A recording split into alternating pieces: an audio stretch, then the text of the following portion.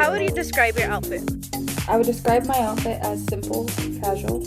Where'd you get the cardigan from? I got the cardigan from Forever 21. The shirt? Forever 21.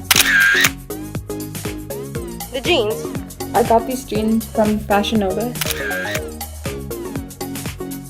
And the shoes? I got them from the Converse store.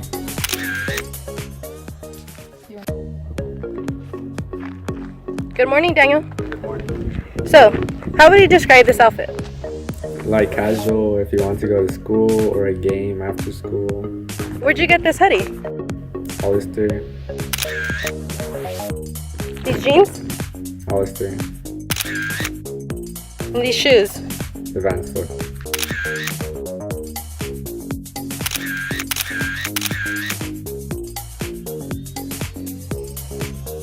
If you have any fashion suggestions, make sure to comment them on thedailyroar.net.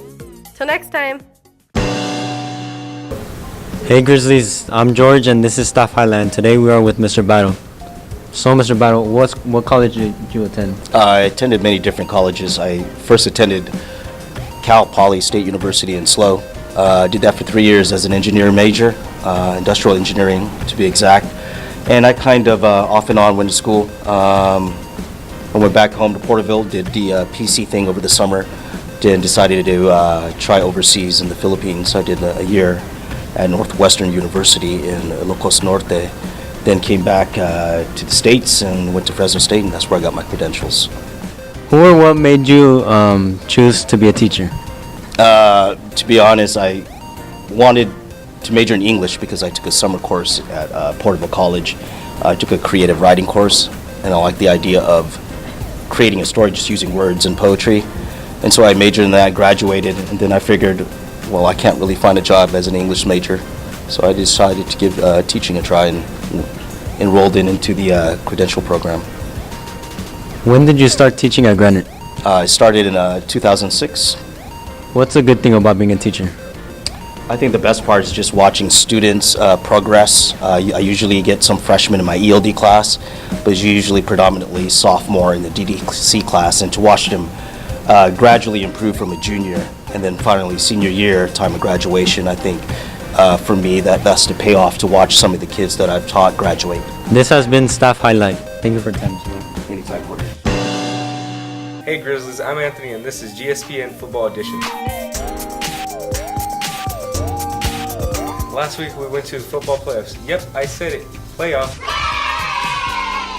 This is our first time our football team has gone to playoffs in 10 years. I know, a long time ago, right? But let's give them a round of applause. Check it out.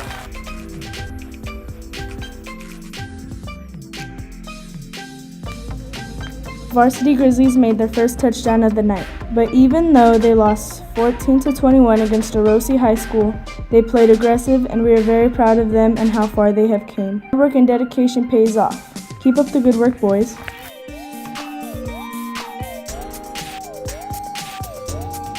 Thank you football for such an exciting season. Until next time, Grizzlies. Hey Grizzlies, this is DIY. I'm Marina. And I'm Elizabeth. Hey Liz, have you ever tried making slime? Yeah, but it always turns out to fail. Well, let's try it again. Yeah, let's get to it.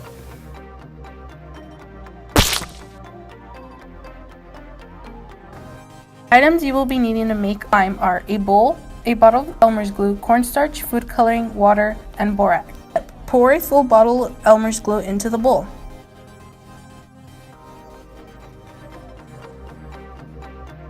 Now pour a spoonful of cornstarch. Once you've done that, go ahead and mix those ingredients. When you are done, go ahead and add food coloring into the color of your choice. In a separate cup, add water and borax and mix those two. Once you mix that, go ahead and pour it into your mixture slowly until you get the texture you want. There you have it. Liz did not fail again. Not today. Well, that's today's DIY segment. Till next time. Hi, I'm Yatsiri Mendez, and for this segment on Hibernation Station. Hey Grizzlies! On Sunday, November 5th, 2017, the time in the United States went back one whole hour, causing all Grizzlies to wake up an hour earlier than usual. The devastating part are that 1. Many students do not get enough sleep. According to the National Pole Sleep Foundation 2016 Sleep in America poll, 28% of the high school students fall asleep in school. And 2, students are not focusing. The poll also says that how 22% fall asleep during homework. And 3, your health is affected. According to the recent UCLA study, the sleepless nights causes our brain to not function properly. I hope you get your sleep tonight, Grizzlies. Thank you, Veronica. That was useful information. And remember, early to bed and early to rise makes a Grizzly healthy, wealthy, and wise. See you next time, Grizzlies. Hi, my name is Veronica Torres. And my name is Carolina Cisneros. And this is GrizzApetite. Can you believe Halloween is over? That makes me so sad. Don't worry, Thanksgiving is right around the corner. Oh yeah, I can make a pumpkin pie. So how do you make a pumpkin pie? I guess I'll show you. You will need 2 eggs, half a cup of sugar, 1 teaspoon of ground cinnamon, half a teaspoon of salt, half a teaspoon of ground ginger, 1/8 teaspoon of ground clover, 1 can of 14 or 15 ounces of pumpkin, and 1 can of evaporated milk. First things first, you must set your oven to 425 degrees. Afterwards, mix 2 eggs with half a cup of sugar, 1 teaspoon of cinnamon, half a teaspoon of salt, half a teaspoon of ginger, 1/8 teaspoon of clove. Don't forget the pumpkin and the evaporated milk. Once everything meshes together to create a light orange color, pour it into your ready-made crust. You gotta have your mittens on, you know? Safety first. Safety first. Set your timer and bake it for 15 minutes.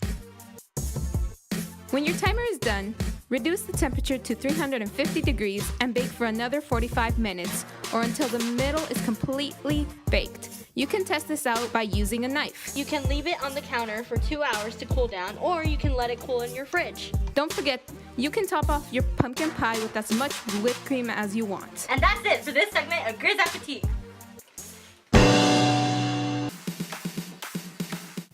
Hey Grizzlies, my name is Cecilia Muniz and this is upcoming winter sport. I'm Coach Luther, varsity boys basketball coach. Basketball is starting. We have boys and girls basketball, wrestling, soccer.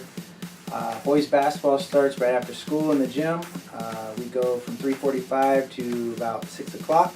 Girls are going from 6 to 8. So any girls, freshman girls interested in coming out, come on out. We also have soccer and we also have wrestling. So soccer is right after school and so is wrestling. So anybody interested in playing a winter sport, please come out. Basketball, soccer, wrestling, all those sports. We'd be excited to have you. We're looking forward to having a great winter season and support our Grizzlies. Thank you. If you have any questions about winter sports, see Coach Luther. Until next time, Grizzlies. Hey Grizzlies! My name is Guadalupe Hernandez. And my name is Giselle Servant. And this week's challenge is the Exploding Watermelon Challenge. This week's challenge, we will see if rubber bands can make a watermelon explode. Let's get to it! The materials you will need are rubber bands, goggles, and a watermelon. First, we use 2 rubber bands at a time and place them in the middle of the watermelon to start out. After about 70 rubber bands, we started seeing a dent in the watermelon.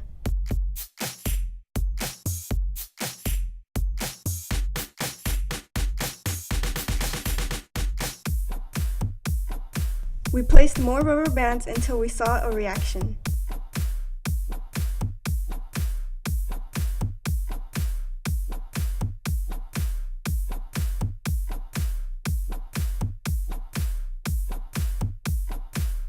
At about 180 rubber bands, the watermelon finally exploded.